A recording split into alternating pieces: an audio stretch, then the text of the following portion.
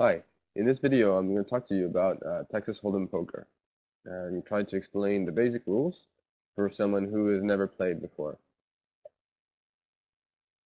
So Texas Holdem is probably the most played type of poker, um, maybe because it's one of the most interesting variants strategy-wise.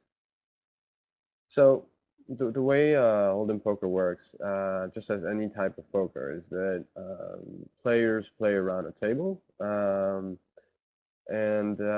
play a different sets of hands. And for each hand or deal, card deal, there's a pot or a sum of money in the center of the table, and one person at the end of the hand will get that sum of money, except in certain conditions where they actually split it, but we'll see that later on. So here's an example of a table. You could imagine so different people sitting around it. You see that everybody has two cards. So that's how Hold'em poker works. The dealer distributes two cards to each player. So as you may know, in poker, hands are constituted of 5 cards. So why are there only 2 cards in each hand?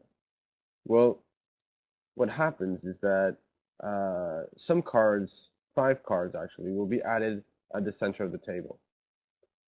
And everyone with its 2 cards will be able to create a hand with any of the 7 cards between the 5 cards on the table and the 2 cards in his hand. So you have your 2 cards in hand, and you look at what's on the table, and you try to figure out the best combination you can come up with those 7 cards. That combination of 5 cards will be your best hand, and that's what you'll be betting on. In Texas Hold'em poker, betting works and betting works clockwise. So there's a first person who has what we call the button.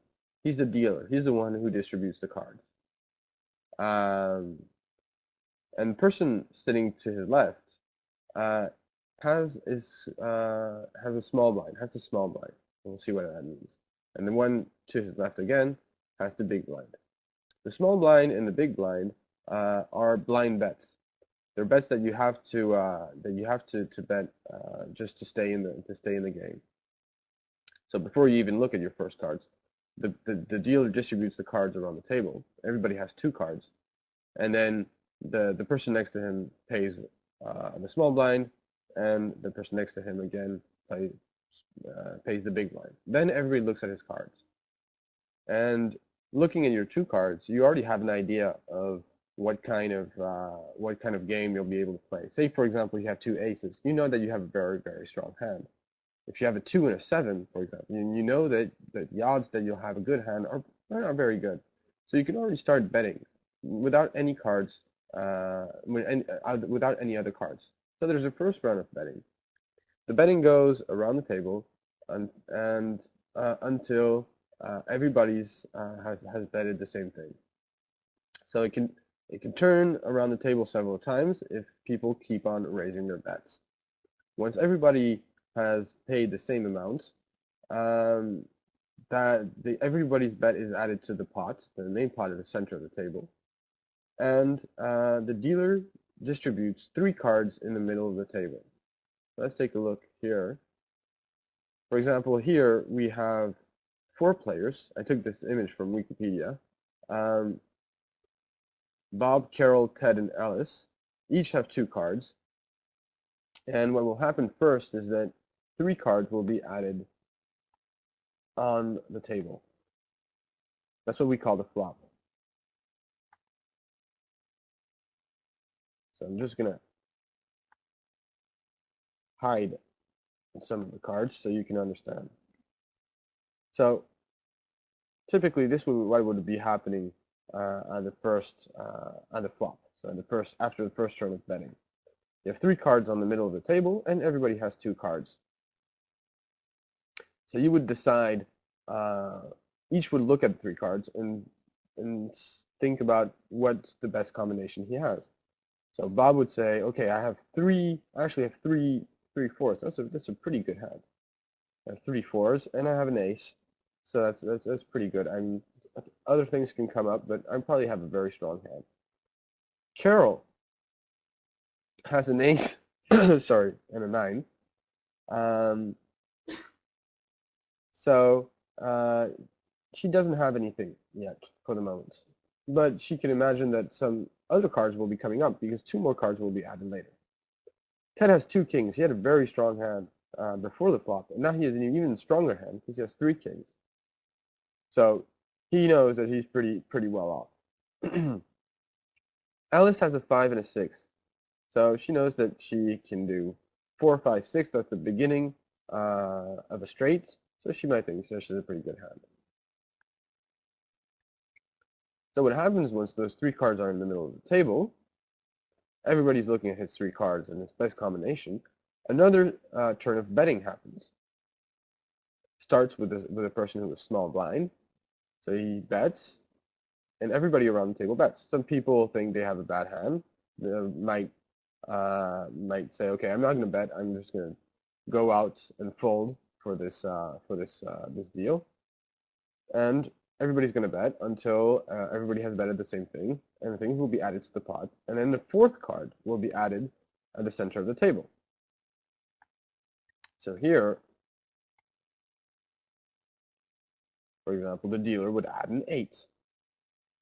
And everybody would again look at his cards and think, okay, how has that changed my game? And should I keep on betting or not? The 8 here probably doesn't change much for anyone, except maybe for Alice, who knows that if the 7 comes up, she'll have 4, 5, 6, 7, 8, which is a straight. For the others, it doesn't really change anything. So again, another round of betting will happen, and at the end of that turn of betting, a 5th and last card will be added to the center of the table.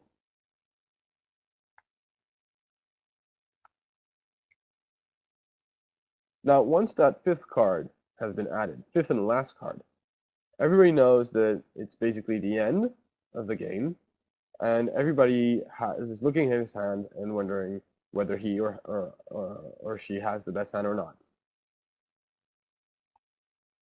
In this case, we have Alice has a straight, 4, 5, 6, 7, 8. So she got pretty lucky. Ted has 3 kings. Bob has 3 4s. And Carol still has nothing.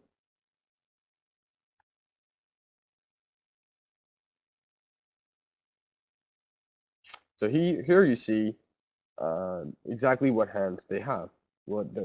Their hand basically is the best combination they can have with what's on the board. So Ted actually has a full house because he has 2 4s on the board and 3 kings.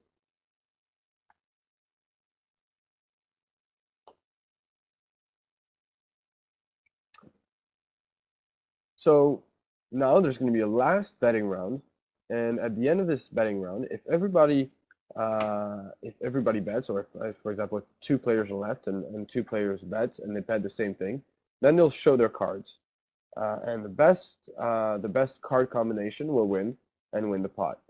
If they have exact ties, they might split the pot. And finally, if one person, for example, bets a lot, for example, in this case, Bob, who has a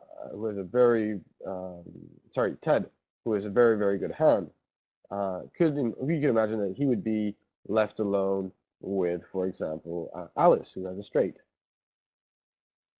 Ted might bet a lot because he thinks he has the best hand, and maybe Alice will think, okay, well, maybe I don't have the best hand, so it's just not even worth it to bet to know how much to know exactly what cards the person has. So what happens is that one person is going to bet a lot, and the other person is just going to fold.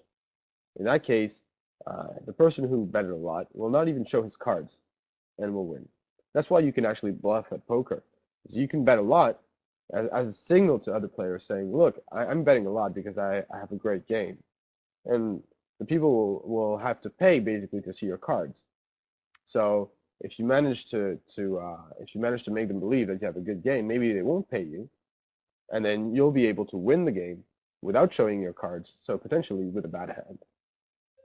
So here you go. I hope you understand now a little more how to play Texas Holdem Poker. And well, I think I'll be publishing more of those videos. So see you soon.